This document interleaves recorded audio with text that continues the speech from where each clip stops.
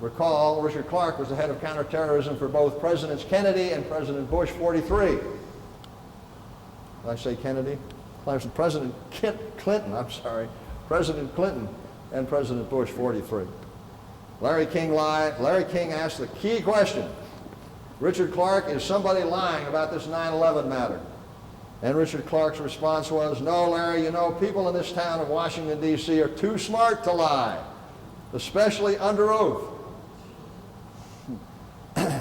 Colonel Bratton testified before the Joint Congressional Committee that General Marshall told him and told them in military intelligence in August of 1941 exactly who was to be given magic.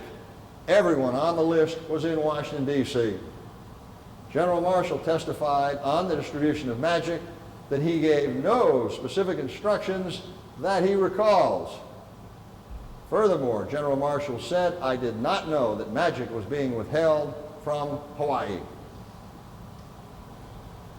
Ladies and gentlemen, if he did not know that magic was being held from Hawaii, why would he send this message? There's nothing in this message that need be said if you're reading magic.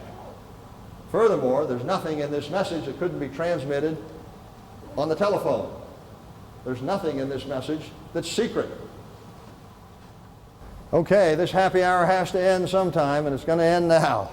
This is my big finish. I knew Admiral Kimmel well.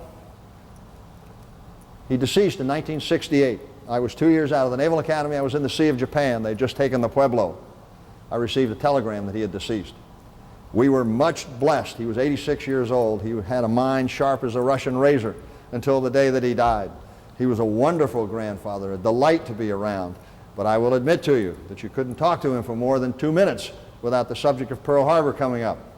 But that was okay with me because it was my favorite subject even when I was a teenager, and of course remains so today. I can say things in my grandfather's defense that he could not say in his own defense. In 1999, Professor Emeritus, University of Florida, Michael Gannon discovered a draft letter that my grandfather had prepared apparently in response to a letter he had received from Admiral Stark, his only uniformed boss in the Navy at the time. We think for the first time Admiral Kimmel revealed his true feelings about how he was treated by the United States government and how he felt. He wisely chose not to send the letter. Again, because I'm Admiral Kimmel's grandson, I can say things in his defense that he couldn't say in his own defense. I much less wisely choose to share the draft letter with you. And this is what it says.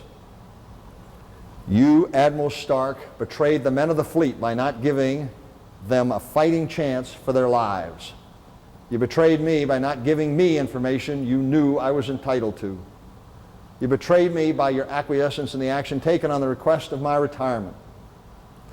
You betrayed yourself by misleading the Roberts Commission as to what information had been sent to me. You betrayed yourself by your self-serving lapse of memory before the Naval Court of Inquiry.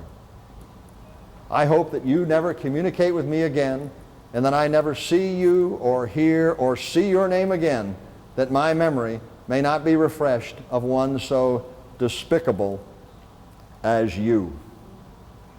Ladies and gentlemen, that concludes my formal remarks on this matter.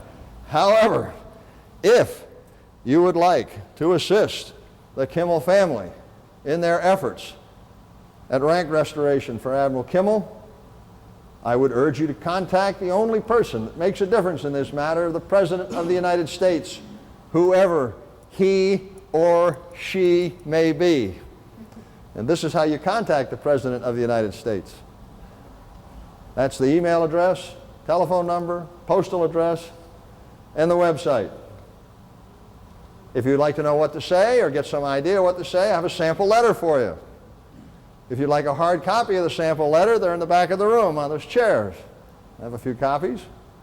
And if you'd really like to get into it, this is my speaking schedule. I have another talk which compares 9/11 and Pearl Harbor, which is constantly being updated. And we also have a resolution request, which is a new tactic that we have used quite successfully Matter of fact, the last 3 groups that I spoke to provided us with written resolutions signed by their president or their secretary. And if you'd like some idea what to put in the resolution, I have a sample resolution for you. All of those are in the back of the room. Okay, ladies and gentlemen, this time I mean it. I'm finished. Thank you very much for your kind attention.